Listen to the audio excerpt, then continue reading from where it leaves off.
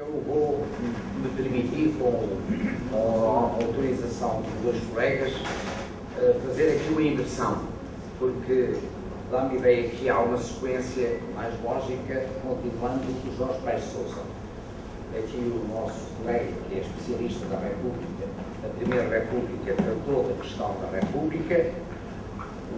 O Alberto Pena Rodrigues, que é das Ciências da Comunicação da Universidade do Rio e que fez uma tese que eu tive o gosto de acolher na Universidade de Complutense sobre a questão da propaganda portuguesa, o apoio ao franquismo, a rádio, o cinema, os jornais, e por conseguinte analisou esta questão do Estado Novo, dos intelectuais e, concretizando um pouco mais, temos aqui o Jorge Paes Sousa, que é do 620, doutorado pela Universidade de Coimbra, e que vai analisar exatamente um caso concreto de intelectuais e do homem que está ligado à direção do Secretariado de Propaganda Nacional. António Ferro, sidonismo golpista e propaganda fascista, até à direção do SPN, do Secretariado de Propaganda Nacional,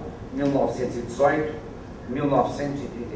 E eu passava ao Jorge Paes Sousa. Obrigado. Boa tarde. Eu desejava começar por agradecer à excelente organização deste colóquio internacional, da professora Maria Luísa Tucci, e também, claro, a presença dos colegas e o convívio intelectual e humano que tem sido apanágio destas iniciativas desde 2005, desde Bolonha, 2005. E, por outro lado, também acho que, de facto, a ideia do professor Restrogal de fazer esta troca, esta permuta de intervenções faz todo o sentido, porque acabamos de ver a intervenção do Alberto Pena Rodrigues sobre a ação do Secretariado de Propaganda Nacional, que foi dirigido entre 1933 e 1949 a fio por António Ferro, portanto, a partir do ano em que a Constituição de 33 entrou em vigor, Salazar deu imediatamente posse a António Ferro, um intelectual, justamente. Ora, o que eu me proponho aqui abordar é justamente o passado político de António Ferro, ou seja, porque é que, no fundo, e aparentemente, as pessoas podem pensar que o António Ferro não teria nada a ver com o Salazar em 33, mas como eu vou procurar mostrar, tinha muito a ver, de facto, com o Salazar. E neste sentido, eu vou dar um enfoque especial à primeira fase do comportamento político de António Ferro, que justamente se inicia em 1918. Portanto, Portugal está em guerra, o mundo está em guerra, e António Ferro é mobilizado para Angola como alferes miliciano para combater em Angola. Só dizer que esta primeira fase do comportamento político de António Ferro vai até 32. É mobilizado nessa qualidade de alferes miliciano e quando chega a Angola, o então governador desta colónia, Filomeno da Câmara, imediatamente o nomeia secretário-geral de Angola. Por outro lado, é preciso ter presente que, eu disse já, Portugal estava em guerra, tinha 3 frentes de combate em Angola, em Moçambique, e desde janeiro de 1917 abriria-se uma nova frente de combate na Flandres, no norte da França. Por outro lado ainda, é preciso dizer que nós iremos analisar o comportamento político de António Ferro para este período numa perspectiva da história das ideias políticas e numa perspectiva da história cultural e intelectual.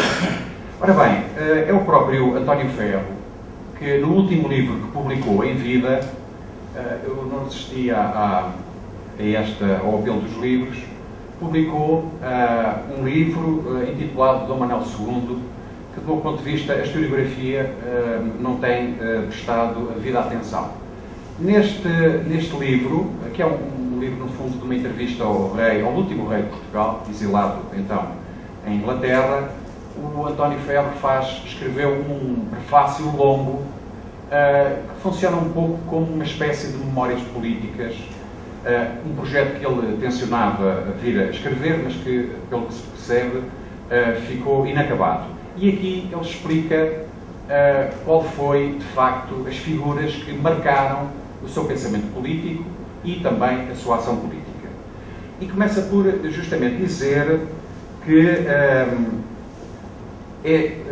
justamente Sidónio Pais, que, como já foi referido, a 5 de dezembro de 1917, portanto, Portugal está em guerra, já disse, estão 3 frentes de batalha, que faz um golpe de Estado em Lisboa. Sidónio Ferro, que arrebata, digamos assim, é um fenómeno de massas, e já tem sido... Sidónio Pais, peço desculpa.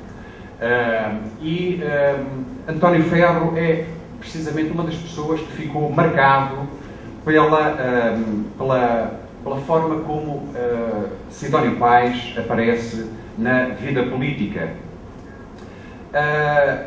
Ele diz mesmo que foi Sidónio Pais a dar-lhe a primeira lição de nacionalismo político. Nós temos também que perceber que, nesta altura, Sidónio Pais tinha, assim que faz o golpe de Estado, suspende a Constituição de 1911, demite, Bernardino Machado foi 2 vezes afastado do poder, também com o 5 de dezembro de 1917, foi também afastado da Presidência da República e também afastou do poder Afonso Costa, o Presidente do Ministério, como então se designava. Mas mais, no dia 30 de março de 1918, publica uma nova lei eleitoral, que é matéria constitucional, como é sabido, onde, pela primeira vez, se prevê eleições para o Senado, que teria representação geográfica e corporativa. Ora, António Ferro, embora estando em Angola, calcula-se que em fevereiro, março de 1918, acompanha com muita atenção a vida política em Lisboa e em Portugal. Mas há uma outra figura que, justamente, segundo António Ferro, neste livro Dom Manuel II, há uma outra figura que marca profundamente o pensamento político de António Ferro. É justamente o então capitão de fragata Filomeno da Câmara, que havia sido nomeado governador de Angola por Sidónio Pais. Eu podia citar aqui essas influências que justamente António Ferro deu à luz, mas, como eu sei que o tempo é pouco, só vou citar o seguinte: diz ele, admirável personalidade esta de Filomeno da Câmara, que não foi ainda compreendida, vista na sua plena luz, demolidora, hora a hora, minuto a minuto, pela energia, pelo rancor, pela mesquinhez dos homens. Filomeno, colaborador próximo de Sidónio, um dos precursores indiscutíveis da Revolução de 28 de Maio, possuía todas as qualidades indispensáveis a um grande chefe. Fim de citação. A verdade é que Sidónio Pais faz também alterações muito profundas em matéria da chamada propaganda de guerra. E, então, a nível externo, Portugal tinha, desde os governos da União Sagrada e da ação do Ministro da Guerra, Norton de Matos, por exemplo, uma revista que se publicava em Paris, chamada Portugal na Guerra, e Sidónio Pais imediatamente suspende essa revista e, atenção a este aspecto, nomeia Homem Cristo Filho diretor-geral de um organismo que ele designou de Direção dos Serviços de Informação e Propaganda da República Portuguesa, dos países amigos e aliados. Enfim, uma designação muito grande, mas é este personagem, Homem Cristo Filho, que fica encarregado da propaganda de Portugal no exterior. E atenção, este organismo, está estudado, não fazia só propaganda, fazia contra-informação. O Bernardino Machado, que estava exilado em Paris, foi objeto desta contra-informação da parte de, justamente, Homem Cristo Filho. Na ordem interna, a questão da propaganda era, de facto, decisiva para Sidónio Paz e o que é que ele fez? Fundiu a secção de fotografia e de cinema do Exército. E aquilo que nós podemos dizer, eram dois organismos que já existiam, justamente como organismos vocacionados para a propaganda de guerra, e a verdade é que no final do ano de 18, o que nós assistimos é que este organismo produziu 7 filmes. Vou rapidamente citar o título desses filmes: Colégio Militar, Exercícios Militares com a assistência do Presidente da República, Manobras do Campo Entrincheirado de Lisboa, Parada Militar do 5 de dezembro de 1918, portanto, a data do golpe de Sidónio, Proclamação do Sr. Dr. Sidónio Paz, A Última Parada a que assistiu o Presidente Sidónio Paz, Viagem ao Norte do Presidente Sidónio Paz, Viagem Presidencial a Elvas. Portanto, vejam que este organismo, sendo o Exército, estava claramente instrumentalizado ao serviço de Sidónio Paz e da construção da sua imagem política. Por outro lado, o que nós vamos assistir é que, no final da guerra, há um processo de, já foi referido um pouco pelo professor Vítor Neto, há um processo de reorganização das elites sidonistas. E o António Ferro, que é desmobilizado de Angola, e que, antes de ser mobilizado, era aluno finalista da Faculdade de Direito da Universidade de Lisboa, não volta à faculdade para acabar o curso e vai se dedicar ao jornalismo, mas é ao jornalismo político. Porquê?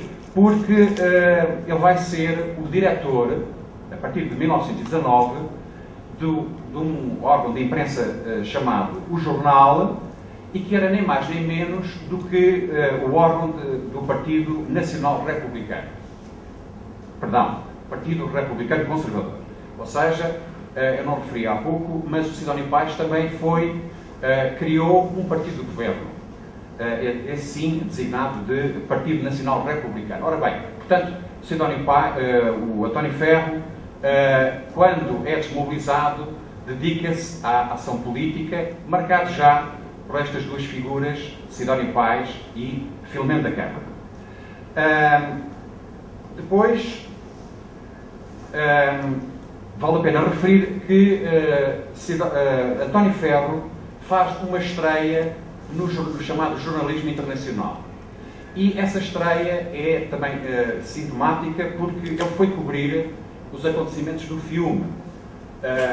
Como é sabido, Gabriel D'Annunzio tinha tomado a cidade de Fiume, uma cidade sob o mar Adriático, e justamente podemos dizer que António Ferro vai testemunhar no filme toda um primeiro ensaio, podemos dizer, de encenação e de coreografia política que D'Annunzio e o seu movimento de antigos combatentes da Primeira Guerra ensaiaram no filme. Vou só ler um pequeno passo que, de alguma forma, mostra esta coreografia pré-fascista, podemos dizer, que António Ferro testemunhou ao ir entrevistar Gabriel D'Annunzio em 1920, no final do ano de 1920. Perdão, que eu não encontro aqui de repente esse passo.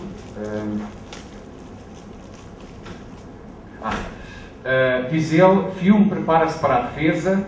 Esta cidade que eu vim encontrar numa sonolência triste acorda com o alvoroço, agita-se, grita, as bandas musicais saíram para as ruas a acompanhar o bailado heroico das bandeiras, o movimento das tropas é constante, os aeroplanos, as aves prediletas de D'Annunzio, desplumam-se pela cidade, em manifestos, os manifestos constantes do poeta. As cores de Itália pintam a cidade toda, pelas janelas, pelas paredes, pelos balcões, em milhões de estandartes e de emblemas. De quando em quando, D'Annunzio passa de automóvel, abrindo pelas ruas centros de entusiasmo e de crença. Vivo numa das horas mais luminosas da minha vida. Nesta manhã vibrante, sinto que tenho o céu azul por Macedão. No Teatro Fenice, Corrado Zolli, explica ao povo os motivos que levam Fiume a resistir ao Tratado de Rapallo. A multidão aplaude-o, sem o querer ouvir. D'Annunzio é um dogma. E, de facto, António Ferro transmite para Lisboa, em reportagens que são publicadas no Jornal do Século, esta movimentação de cariz militar que acontece na cidade de Fiume e vem a publicar, 2 anos depois, num livro sintomaticamente intitulado Gabriel D'Annunzio e Eu, portanto, um livro cujo título revela bem a identificação pessoal e política do António Ferro com Gabriel D'Annunzio, vem a publicar uma série de elementos e de informação que tem muito a ver, de facto, com aquilo a que, justamente, a partir da Marcha sobre Roma, 1922 é o ano da Marcha sobre Roma, muito daquilo que é a coreografia fascista, com fotografias dedicadas pelo próprio D'Annunzio ao ferro, sempre fardado, e onde o elemento estético é um elemento importante. Diversos tipos de uniformes e, portanto, são elementos que António Ferro testemunha no filme. A verdade é que, no regresso a Portugal, António Ferro, e nós sabemos que António Ferro tem uma atividade muito próxima, uma relação muito próxima com Homem Cristo Filho, o tal que tinha dirigido aquele organismo de propaganda criado por Sidónio Pais, e é a própria mulher de António Ferro, Fernanda de Castro, que nas suas memórias fala das diversas visitas que António Ferro faz a Paris, onde vivia Homem Cristo Filho, e do convívio intelectual e das relações estreitas com Homem Cristo Filho. Para dizer que Homem Cristo Filho, em 23, vai justamente a Roma, vai entrevistar, tal como aliás vai, nesse mesmo ano, irá também o António Ferro, e publica uma entrevista no livro Viagem à Revolta das Ditaduras, e não só entrevista Mussolini, como publica em setembro de 23 o livro, um dos primeiros livros que surgiram sobre Mussolini, chamado Mussolini, Bâtisseur de l'Avenir. Vou tentar, enfim, ser um pouco mais sucinto. E a verdade é que Homem Cristo Filho torna-se um colaborador próximo de Mussolini, regressa a Paris, a conversão dele ao fascismo, deste antigo sionista, torna-se uma realidade. Convém dizer que Homem Cristo Filho era um grande jornalista português, tinha imensos artigos publicados na imprensa da Europa, por esse tempo, e vem a morrer em 28, justamente numa viagem para Roma, onde se iria avistar com Mussolini. Mussolini tinha o encarregado de organizar um grande congresso pan-latino, uma espécie de uma internacional fascista, e tinha também, nessa altura, sobre os seus ombros a responsabilidade de organizar uma grande obra sobre o fascismo, em 6 volumes, intitulada L'État Fasciste. Morreu num acidente de automóvel, mas António Ferro em 1928, António Ferro publica no Diário de Notícias um artigo sobre Homem Cristo Filho, dizendo o seguinte: gostava-se de trabalhar com o Homem Cristo. Como o estudante gosta de trabalhar com o professor, justo, imparcial, que lhe dá hoje um 0 e amanhã 20 valores. Sabia dizer as palavras que feriam, que castigavam, mas sabia dizer aos mesmos, logo a seguir, as palavras que estimulavam e confortavam. Todos procuravam, à sua volta, fazer o melhor possível para conseguir a palavra boa, animadora, a palavra que levanta. Agora mesmo, Deus me perdoe, estou a escrever esta crónica e a pensar no que ele irá dizer-me. Se achará boa ou achará fraca. Se ficará contente, se franzirá a testa. E ao pensar que fui inferior, que posso ter desagradado, sinto o desejo quase irresistível de rasgar tudo quando escrevi e de chorar muito, a única literatura que não o pode enganar. Fim de citação. Bem, a verdade é que este foi um período em que António Ferro, de facto, conviveu com Homem Cristo Filho, um dos grandes especialistas em propaganda, e que quando se dá o 28 de maio de 1926, o general Gomes da Costa tencionava nomeá-lo novamente responsável como alto comissário para a propaganda de Portugal.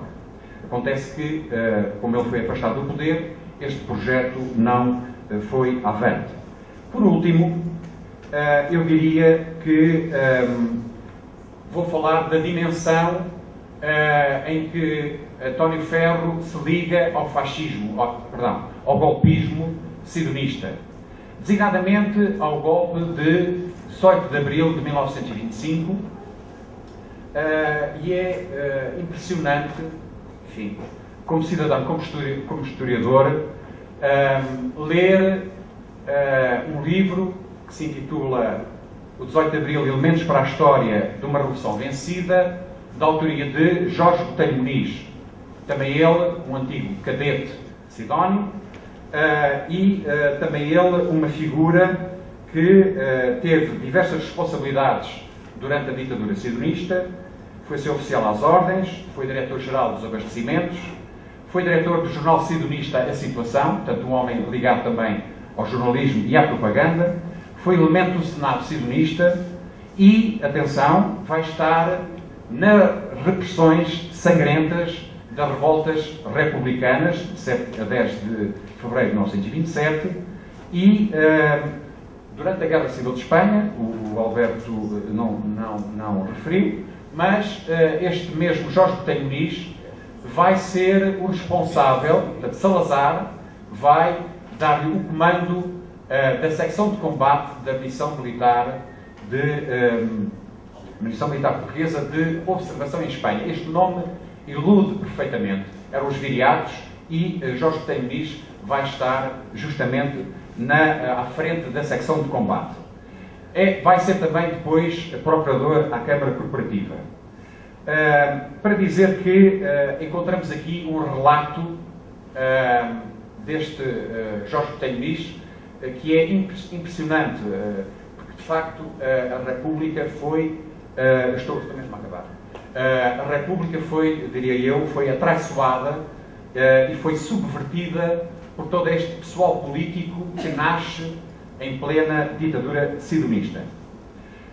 Para terminar com uma outra tentativa de golpe a que António Ferro, e que o diz, atenção, não referi isto, mas o António Ferro, neste livro, neste tal prefácio, diz claramente que esteve envolvido no 18 de abril de 1925 e noutras iniciativas que ele, por razões de espaço, não poderá desenvolver. Só dizer que há um outro golpe, que é um golpe onde os sionistas, já em plena ditadura militar, em 1927, procuram lutar pelo poder, é o chamado golpe dos fifis. Porquê? Porque junta Filomeno da Câmara, o tal antigo governador de Angola, em pleno período do sionismo, e Fidelino Figueiredo, um intelectual que também se tinha estreado para a política, justamente em pleno sionismo, ao dirigir a Biblioteca Nacional e ao publicar em 26 um texto chamado O Pensamento Político do Exército. Ora, há uma série de militares, como Filomeno da Câmara, Moraes Sarmento, Henrique Alvão, um outro antigo cadete sidonista, António da Silva Monteiro e outros oficiais que procuraram aliciar o Batalhão de Caçadores 5, aquela que vai ser a unidade mais fiel ao Estado Novo, para fazer este golpe. Só dizer que, para terminar, que toda esta tentativa de golpe foi, de facto, esmagada pelas forças leais à ditadura militar. E vou só terminar com um passo deste prefácio, onde António Ferro justifica porque é que em 33, no fundo, ou pelo menos de uma forma indireta, em 33 está a tomar posse como diretor do SPN, do Secretariado de Propaganda Nacional, porque, segundo ele diz, recebeu a terceira lição de nacionalismo. Essa terceira lição foi também lhe dada, tal como a primeira, por um catedrático que se chamava Salazar. Diz ele só o seguinte: considero Salazar o ponto final da minha evolução política e moral, que devo no seu conjunto a 3 homens: Sidónio Pais, Filomeno da Câmara e Oliveira Salazar. Devo ao primeiro, resumindo, a revelação luminosa da ideia de chefe, o seu clarão, síntese da pátria que se sobrepõe em determinados momentos aos desmandos dos homens, às suas naturais paixões e aos seus naturais interesses. Devo ao segundo, ao Filomeno da Câmara, com o qual trabalhei e colaborei, a confirmação dessa ideia, que poderia ter sido, com Sidónio, simples aparição, simples momento de poesia. Devo ao último, Salazar, finalmente, a transformação da ideia num sistema, a certeza de que a palavra chefe, não digo ditador, contra o que pretende insinuar ou afirmar a má-fé ou o primarismo dos demagogos, não é sinónimo de inimigo do povo, de tirano ou de déspota, mas abreviatura, ao contrário, algumas vezes, da própria vontade nacional. Fim de citação.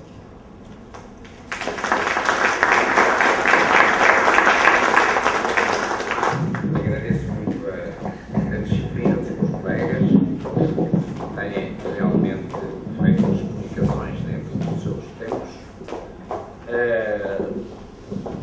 Só, já agora até aproveitava só para esclarecer, quando Jorge Paes de Sousa fala do segundo catedrático, que é Salazar, o primeiro catedrático é Sidónio Pais, justamente. Poderiam não ter percebido isso. O Sidónio Pais, além de major de artilharia, ele era catedrático de matemática da Universidade de Coimbra, da Faculdade de Ciências da Universidade de Coimbra.